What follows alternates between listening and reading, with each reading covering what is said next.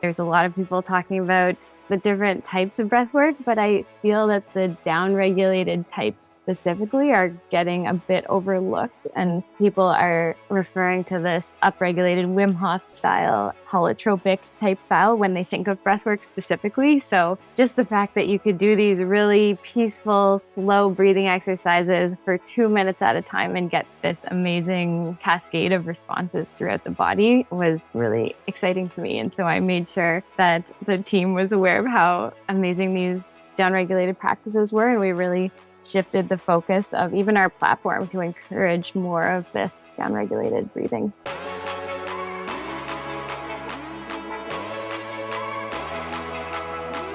I'm Ben Grenell, part of the early startup team here at Levels. We're building tech that helps people to understand their metabolic health, and this is your front row seat to everything we do. This is a whole new level.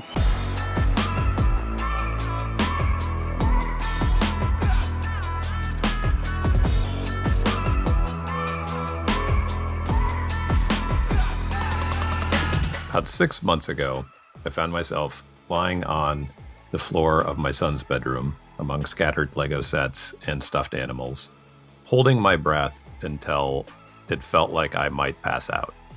And the reason I was doing that on a random, I believe it was a Thursday morning, was that it was part of a guided breathwork session that we were doing as a team on Zoom as part of our quarterly all-hands retreat we call assemblage here at Levels, where we get together remotely and do all kinds of interesting activities related to health and wellness.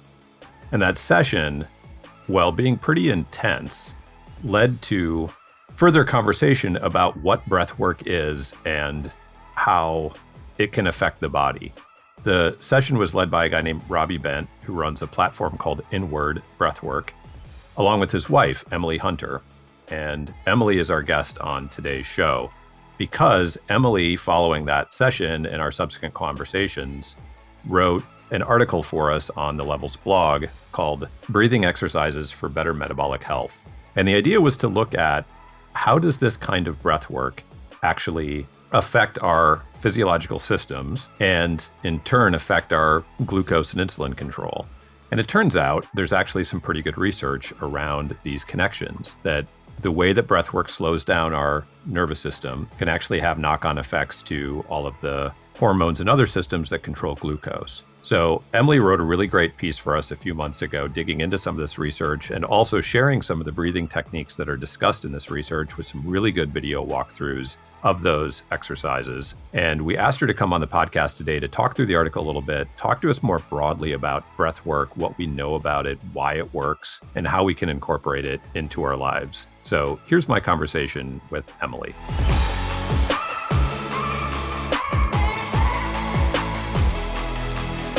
Before we dive into some of your background and breathwork in general and breathwork and glucose, I wanted to share with people how we sort of came together, or how this idea and you came into our orbit, which was you and your other co-founder at Inward Breathwork led a remote breathing session for our team during one of our assemblages, which is sort of our version of an all-hands retreat that we do remotely because the company's fully remote. So it was a Zoom breathwork session.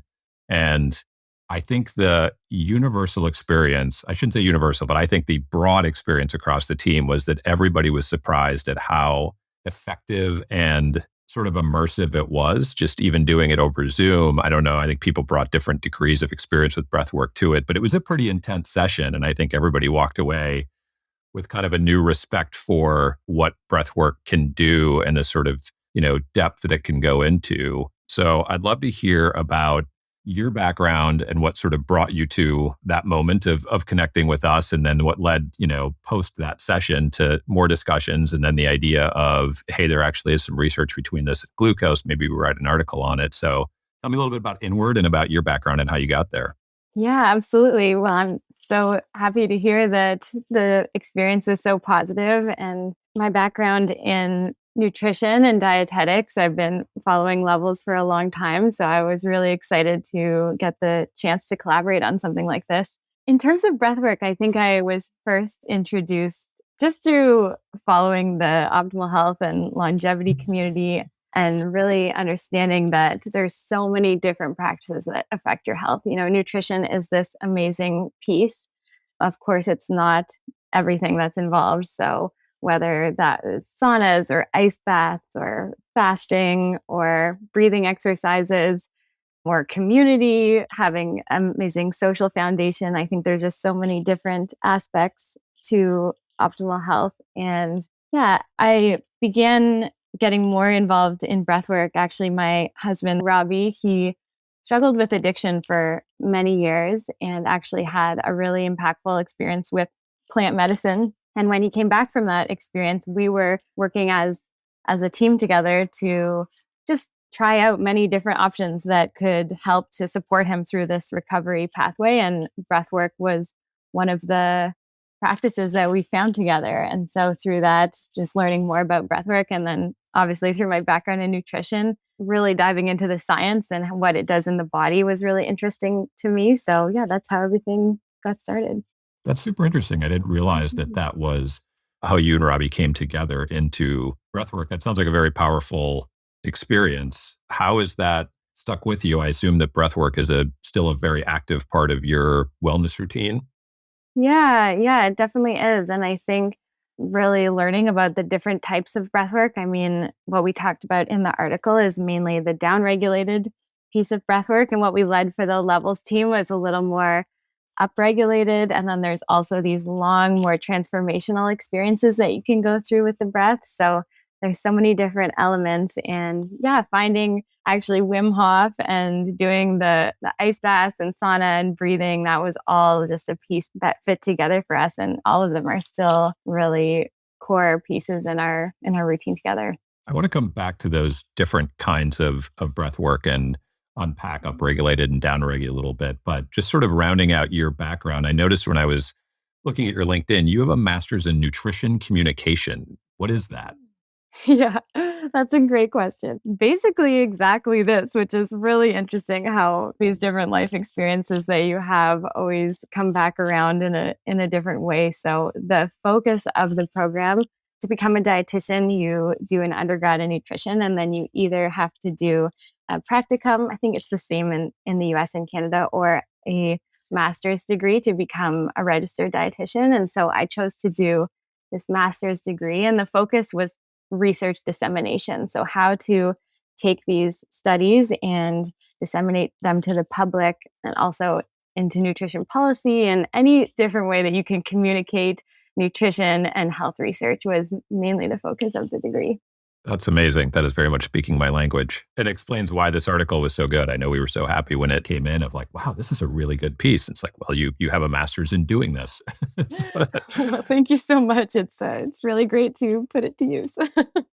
Yeah. And how does that play out in the breath work, in particular with Inward? And maybe you can say a little bit more about what Inward is and what you guys do there. But, you mentioned before we started that the breath work could still kind of have a little bit of that woo-woo vibe to it. And I feel like it's crossed into seems to me anyway, like it's crossed much more into a mainstream thing in the last few years. I think the James Nestor book, Breathe, was probably a big moment. At least it was for me. I know my wife read it and then said, you got to try this. And then I heard him on a podcast. And, I think that really took away from me any sort of remaining skepticism that there's some real legitimate physiology and science behind this. And of course, once you learn more of that, it makes perfect sense. The physiology doesn't seem shocking.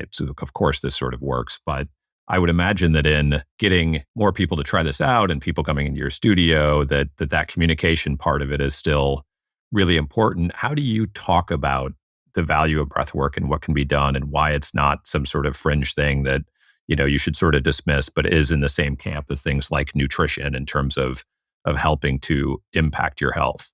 Yeah, I think that's exactly right. I do believe that it's also crossing this threshold of becoming a more legitimate and respected practice. But I was mentioning before, can still be a little seen on the woo scale, depending on what type of breath work you're talking about as well. So I think I usually start by, people often ask, what is the difference between breath work and meditation? And I think that's kind of a good starting place because people are becoming definitely more familiar with meditation and the benefits there. So A nice way to compare it, I mean, breathwork and meditation are both mindfulness practices.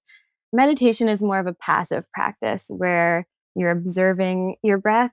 You're not necessarily trying to make any changes to what's going on in your body, just more of an observational practice. Whereas breathwork is an active practice. So you're actively changing the pace of your breath, actively extending the length and depth of your inhales and exhales. And that can have a direct impact on your physiology, exactly like you were saying. So where the breath can be this direct link to the nervous system in a way that usually we don't have any sort of control over our autonomic nervous system. And the breath is just this direct access point. So it's really, really interesting. Yeah, and maybe let's dive a little bit deeper into that because I think that physiological piece of it, again, once you sort of read it and make the connection, it makes sort of obvious sense that, of course, breathing being the core function we do to provide oxygen to our body and that it impacts every cell.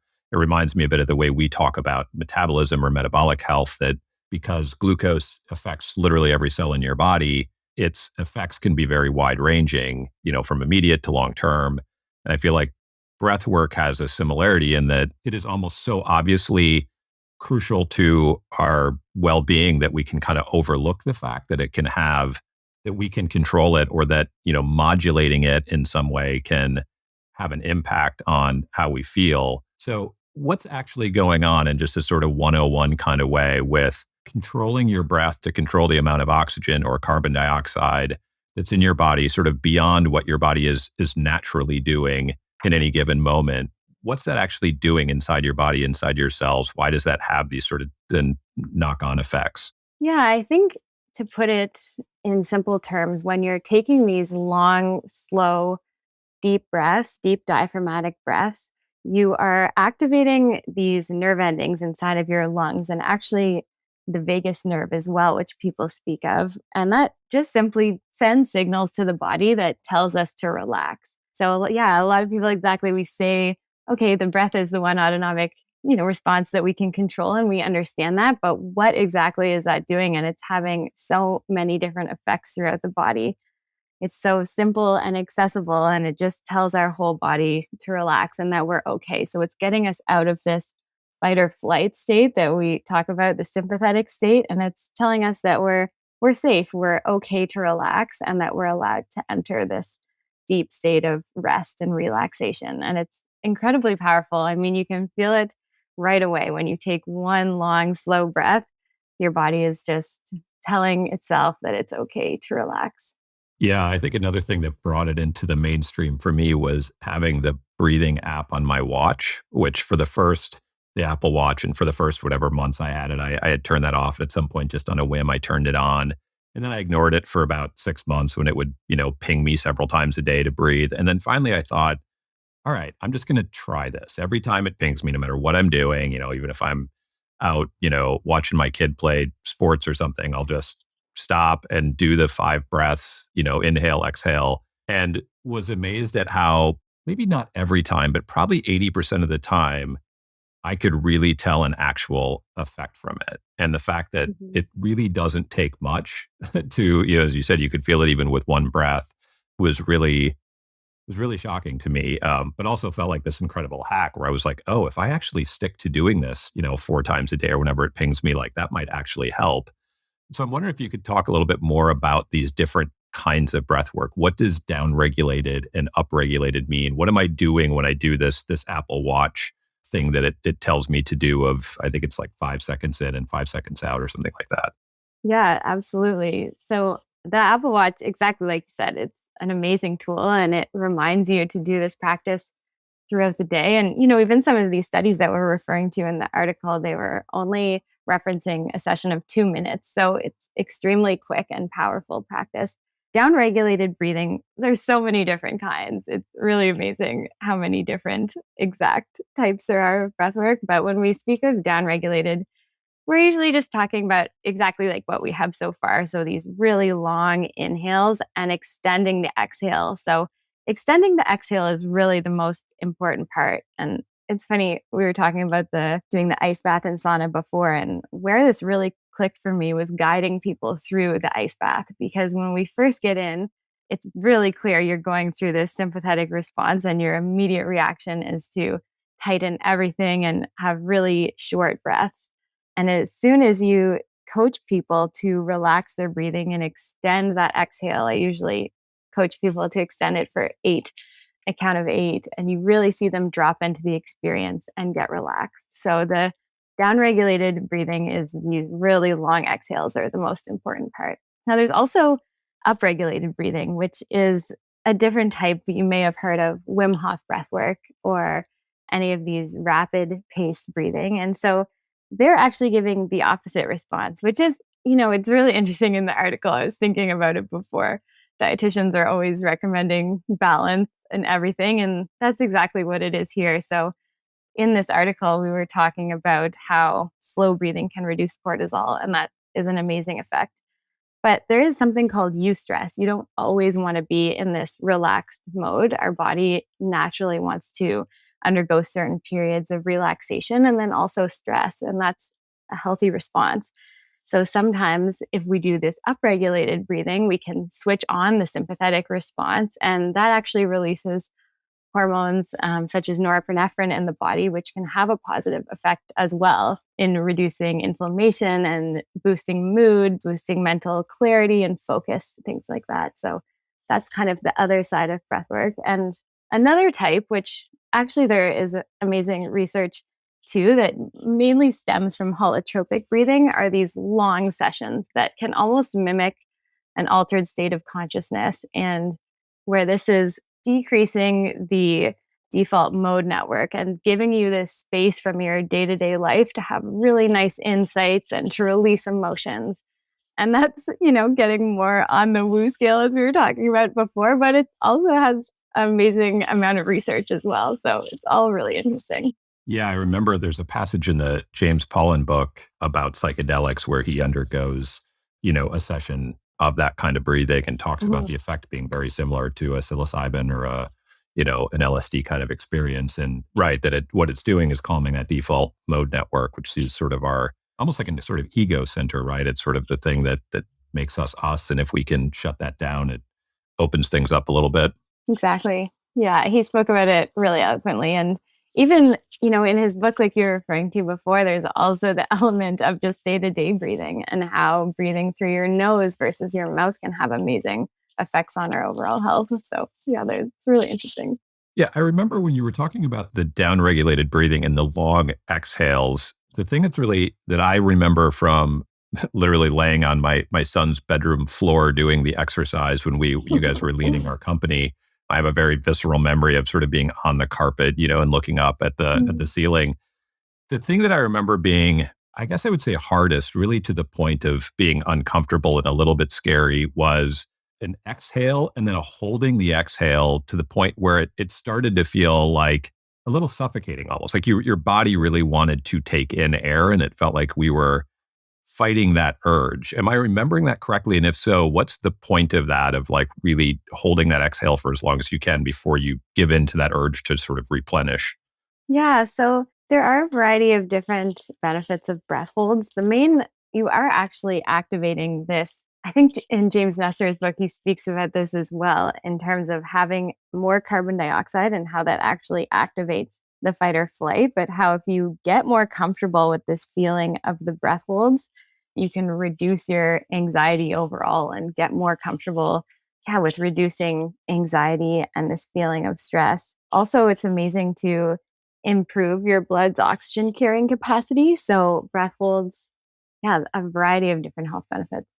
Interesting. Yeah, I remember that from the book, that a lot of breath work is actually much more about carbon dioxide than it's about oxygen. Is that right? Yeah, exactly. So in the article, we talked a little bit about, and you touched on this before, that really sort of physiologically what's happening when we control the breath work is we're controlling sympathetic nervous system, is tapping into that sort of fight or flight response.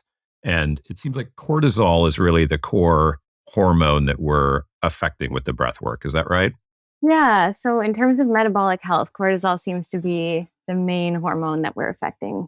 And cortisol, as we walk through a little bit in this article, cortisol actually has so many effects. I think most of us know it as kind of the stress hormone, but it actually interacts with a lot of other hormones within our body, insulin being one of them. And so if I am remembering the mechanism correctly here, basically when cortisol goes up, it's sort of prepping our body for, okay, something crazy is about to happen. We might need a surge of energy right now. The lion's about to get us on the savannah. And so it creates acute insulin resistance, which basically means less insulin, cells able to sort of take up more glucose, get ready, get more glucose in the blood, tell the liver to produce more glucose, like basically give us a surge of glucose because we're ready for this energy. But the way in which that system is broken in our modern day, that sort of cortisol response is that the stresses that produce that cortisol surge and the subsequent, blood sugar surges are things like, a stressful email or traffic or, somebody's Instagram post that you don't like, and we don't actually need all that glucose. And then it just kind of sits in our system. And the point of the breath work is to sort of pull that cortisol down. Does that all track? Yeah, no, that beautiful description. It's exactly what's going on. You're stimulating this fight or flight so much in our day-to-day lives now that we're causing this acute insulin resistance and also constricting the arteries, all a function of cortisol. It also triggers gluconeogenesis. So we're actually making our own blood sugar in the liver and pushing this into our bloodstream as well. So yeah, we're just triggering the body. We're ready to go. The fight or flight's on. We're ready. We're ready for the fight or flight, but there's nothing to be done. So exactly like you said, it's just in our day-to-day lives now when this becomes an unhealthy mechanism. One of the things that I was reminded of going back to the article, what's interesting about some of these studies is that it appeared to me that there are studies that look at the effects of breath work, both sort of acutely in the moment. I'm stressed out. I've got this cortisol surge. I could do some breathing exercises. I could feel it bring me down. Same to what I feel, following my Apple Watch prompts. But it also seems like there are some studies suggesting that breath work over time, done consistently over a period of weeks or months, produces more durable effects. Can you talk about that, the difference between sort of the acute effects and what we know about its ability to produce durable effects? Yeah, I think you're exactly right. A lot of the studies, especially on insulin resistance and blood sugar, looked at the effects kind of before eating, right after eating, and showed that there were beneficial effects in terms of our blood glucose there. And I was just looking back through some of the studies, and you're completely right. I remember one said 24 weeks after the trial was over, they still showed this beneficial effect on doing these practices regularly. And I think, because we're able to decrease our stress over time, this isn't just something that happens one time and then it comes back. If you're able to really have this decrease in cortisol, then that's something that's going to stay with you for quite a while.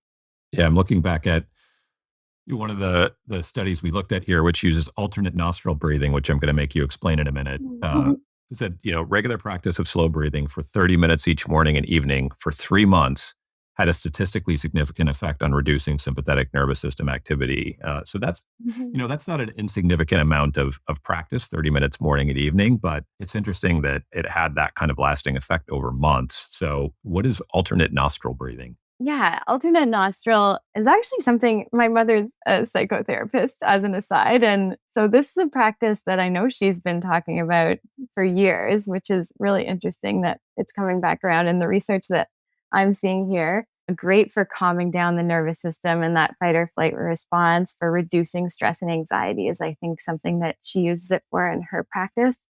But just sitting comfortably, if you start just by taking a normal breath in and out through the nose, then try using, depend what hand you use, by using your right thumb to close the right nostril. So you're putting your thumb all the way over one of your nostrils, and you're just going to inhale through your left nostril. So one at a time. So once you inhale through your left, at the very top of the inhale, take your thumb off the right nostril and then close your left nostril with your left index finger and exhale through the right nostril. And then you're just going to continue to repeat this. So at the bottom of the exhale, switching back to your right thumb on your right nostril. I'm hoping that that's making sense and translating okay. Absolutely. I'm doing it as we speak, and it feels very strange. Yes, absolutely. Do I remember correctly that doing inhale through one and exhale through the other, is there a different effect if I'm inhaling through the right versus inhaling through the left? It's a really great question. And I have seen some articles on, activating different sides of the brain, but I don't have enough evidence there to really speak about that eloquently. Well, I do want to go through some of the other ones. You mentioned the videos, and you guys do have out at Inward Breathwork, you've got some great videos, and you shared some really excellent ones. So we'll, of course, link to Inward in the show notes, but we're also going to link to this article that we're discussing here. And there are several videos that you shared there along with some breathing methods. So I wonder if we just talk through what a few of these are. You're good at describing these even without video. So what is coherent breathing? Yeah, I would say of all the types, I was most excited about coherent after writing the article. I just think it's extremely powerful and a lot of interesting research. And a lot of the academic studies do cite this method specifically. So coherent is basically just down like regulated breathing, the same as we talked about. It's also called resonant breathing. Breathing in this way tends to align your breath with your heart rate in a really nice way that can increase your HRV over time, your heart rate variability, which is also linked to metabolic health. So it's breathing at a pattern of around 6 breaths per minute. The inhales and exhales are the same length, but you're just slowing it down. So it translates to around 6 counts in and 6 counts out. Okay, so that's basically what my Apple Watch is telling me to do when it pings me several times a day, right? Is some equal amount of in and out, right? Yeah, equal amount of in and out. And primarily through the nose, correct?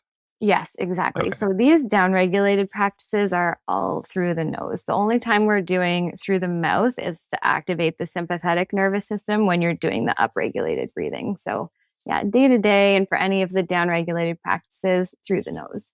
And what is, I'm going to butcher this pronunciation, Buteyko breathing? Buteyko. How is that pronounced? Yeah, Buteyko is how I Buteyko. pronounce it, Okay. but I can't 100% say that's accurate. So we'll go with that for now. Yeah, the Buteyko method is about creating this air hunger. So similar to coherent, we're breathing through the nose, but you're going to keep the breath as gentle and quiet as you can. So rather than taking like really deep breaths that you can hear, you're going to keep it as quiet as possible. And so just breathing through the nose, but you're not going to go all the way to the top of the exhale. You're going to leave a little bit of room where you feel like you kind of want to breathe a bit more at the top and then exhaling all the way. So creating this really quiet, slow pattern. There's not a specific number or count that you do here. You just want to create this slight air shortage.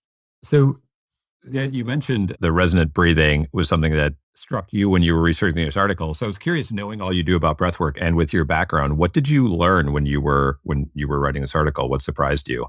Yeah, I think all of the research on the downregulated practices really surprised me in general, because I think, like we were talking about, breathwork is becoming a hot topic recently. There's a lot of people talking about the different types of breathwork, but I feel that the downregulated types specifically are getting a bit overlooked, and people are referring to this upregulated Wim Hof style, holotropic type style when they think of breathwork specifically. So just the fact that you could do these really peaceful, slow breathing exercises for 2 minutes at a time and get this amazing cascade of responses throughout the body was really exciting to me. And so I made sure that the team was aware of how amazing these downregulated practices were. And we really shifted the focus of even our platform to encourage more of this downregulated breathing.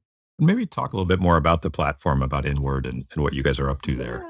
Yeah, absolutely. So really exciting. We actually just rebranded. So we're called Othership now. We've transitioned away from Inward.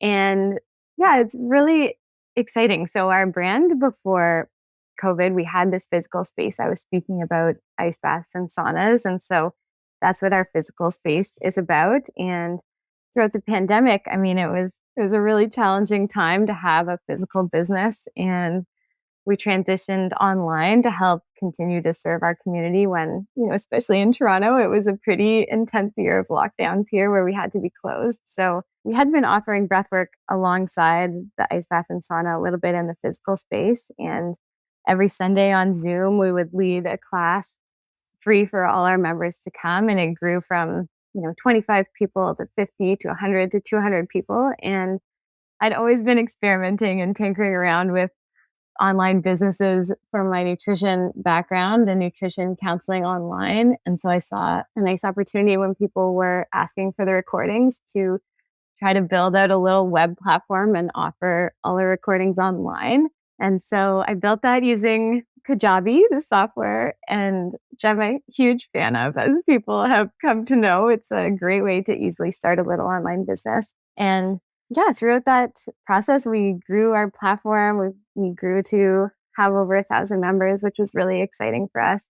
And our user base, the web-based platform wasn't the most successful to use. Everyone really wanted an app. So yeah, now we built this beautiful app and we're really excited. We're just beginning our transition over the last couple of weeks to bring all our users onto the new platform. And now it's great because we can offer these different types of sessions. We have a daily up and a daily down, which is a daily upregulated practice and a daily downregulated slow breathing practice. And then we have a weekly, more released, altered consciousness-based practice, which is the all-around. Interesting. So what do you recommend to people besides joining the platform and jumping into those? If somebody wants to try, somebody's very new to this, hasn't done it before, maybe is not ready to, go deep into their default mode network shutdown with holotropic breathing, what's the way in? What kind of breathing exercise should people try? How long, sort of how often? What's the way to get people sort of hooked on using this as part of their just day-to-day life?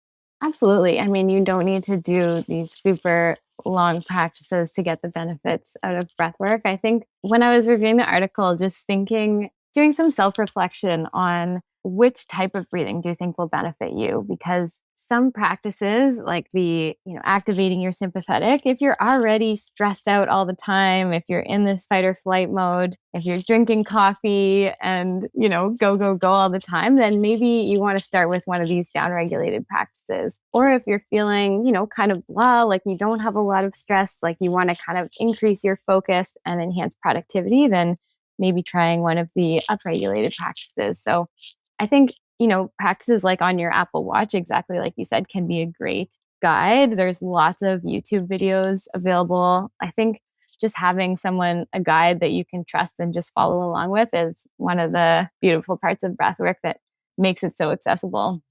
So yeah, I would just go on YouTube and try to find a video that suits your needs. And if you, like coherent or box breathing, or if you want to try one of the upregulated, even one round of Wim Hof breathing is a nice place to start. I think that's a really good point about going to look around, because a little bit I've done, I found for me, it's very much like yoga, in that I really like yoga, but for years I didn't think I did. And it was because I didn't like the vibe of the instructors I was going to or the videos I was watching. And once I found folks who sort of fit my level of, I also say sort of the level of woo-woo or the level of sort of spirituality versus athleticism, or even just the style of sort of encouragement, I found instructors I really connect with and I enjoy, and it makes me really like the practice. And I found that breath work is sort of the same. There seems to be a real range of some really lean, pretty heavily spiritual. I suppose it also depends on the kind of breath work you're doing. Obviously, the holotropic stuff gets more into that space. Some seem much more sort of straightforward and, almost scientific and kind of here's what we're doing. So I think that's a good point to make to folks if you try it once and you're not quite connecting with it, feel free to look around. There's lots of styles out there. Absolutely. I think that's been one of the most fun parts of developing our platform too, is there's just so many different ways that you can go with it. There's so many different types of music you can put in the background. We're overlaying these amazing breath sounds. And then exactly like you said, there's different types of instructors. I mean, we've had members tell us they want more of a drill sergeant type instructor that really gets them going, or some people resonate with the more spiritual side, or sometimes you don't want any direction. You want it to just be a breath sound that you breathe along with. So I think it's been really fun and a really creative project that way. So we talked about how much research we uncovered doing this piece, which I think is great. And when folks take a look at the piece, you can click out, as with all of our articles, and read the studies themselves, which is always interesting to just look at the methodology and the kind of specific results. But I'm curious, as you looked through that and as you think about breathwork and you watch the sort of progress of it into the mainstream, what don't we know? What do you think are some of the sort of bigger, still unanswered questions or areas you'd like to see more research or study or sort of scientific backing in, whether it's the effects of of breath on different parts of the body or the, effectiveness of different kinds of breathing. What are you still curious about and hoping to learn when it comes to breath work? Yeah, it's a great question. I think I'm really curious, even in reviewing this research for our call today, was just about dose, exactly like you were asking about. There's a large range of, do this for 2 minutes, do this for 30 minutes, and then what style. So if you're doing these upregulated practices, is that safe to do every day? Should you only do it once a week to activate your nervous system in that way? There's a lot of unanswered questions in terms of dose that way. And I think with a lot of these practices, it's the same with fasting, same with ice baths, same with a lot of these various upregulating practices is how often should you do them to get the optimal response? And I think it's a difficult question to answer, but I'm sure we'll get closer to the truth over time. Yeah, that's a great point. I feel like with so many of these things, dose response is really, really the key. So yeah, I'm sure there will be much more research in this space given how mainstream it's become. Last question for you, if you don't mind sharing. I'm curious what your breathwork practice is. Is this something you do every day? What kind of breathing do you do? Do you use it just when you need it? What does it look like for you? Yeah, absolutely. I think during the pandemic, when we were meeting on Zoom every Sunday to do these long sessions, I really, really enjoyed that. So I've started, and that's why we recommend doing the longer practices. Once a week is our, estimated dose for now until we have more evidence. But I think doing those practices once a week allows you to really tune into yourself and to go inward and to feel the sense of grounding and get that the restoration, even if it's a little bit more on the woo side. And then currently I am really go with our business. So I'm doing a lot more of the downregulated practices. I feel, I'm at the computer all day, which doesn't do the best things to your breathing. Even you can start to recognize when you're at the computer and you hold your breath, you'll start getting these kind of doing breath holds, but just by accident. So I've been really focusing on doing the long, slow breathing. And I'll either do it first thing in the morning or I'll do them around 2 p.m. in the afternoon when I've kind of finished my batch of work for the morning and I'm ready to slow down. Another really interesting thing I've heard from our members is that it's like a nice beer after work to do these slow practices in the evening. And one of our members' wives will tell him to go do his breathing after work when he's feeling too wound up, which is hilarious. But it's also a really nice part of the day, nice time of the day to incorporate, and just like an evening wind down practice when, especially working from home right now, I think it's difficult, that transition into evening when, I'm just in my living room and then I'm still in my living room after. So what is that? So to break up your day a little better. And I find doing a nice downregulated practice around 6 o'clock, 7 o'clock is a great place as well. That's excellent advice. I love the idea of using it as a transition moment, especially because it's something that you can do without changing clothes or going outside, regardless of the weather. I'm thinking of exercise as something I use a lot as a transition, but I live in San Diego, so I can sort of do that whenever. But for a lot of folks, a 15-minute walk is not always possible. So I like the idea of taking that same 15 minutes, finding some relatively quiet spot in your house and just focusing on the breath as a way to transition from one mode to another is great advice. Yeah, I love that as well. I think it's a really great transition and a great way to just shift your state. You're putting yourself into a completely different mood afterwards, which is amazing. Similar to the way we were using the hot cold practice before, you go in and you're feeling stressed and overwhelmed. And then in such a short time period, you're able to come out feeling grounded or relaxed or energized or whatever it might be. So it's really interesting. And I was also reading before how it is super accessible, exactly like you were saying. You don't have to go outside. You don't need to change your clothes. And then someone also mentioned, no one even knows if you're doing it because you can just do it quietly to yourself. You can count your breaths and you can be at dinner with other people. And maybe you just feel anxious for a moment, whereas if you were going into meditation, people might notice, but you can change the speed of your breath just internally. That's a really great point. I remember doing that as I started to try to incorporate. That sort of became my challenge with the Apple Watch was when it pings me, no matter what I'm doing, driving, whatever, sitting, I'll do this because it's so minor that it doesn't feel like it's greatly affecting my state. It doesn't feel unsafe in anything. And yeah, can I do this in such a way that even the people sitting right next to me don't? notice it, and I still feel some sort of knock-on effect.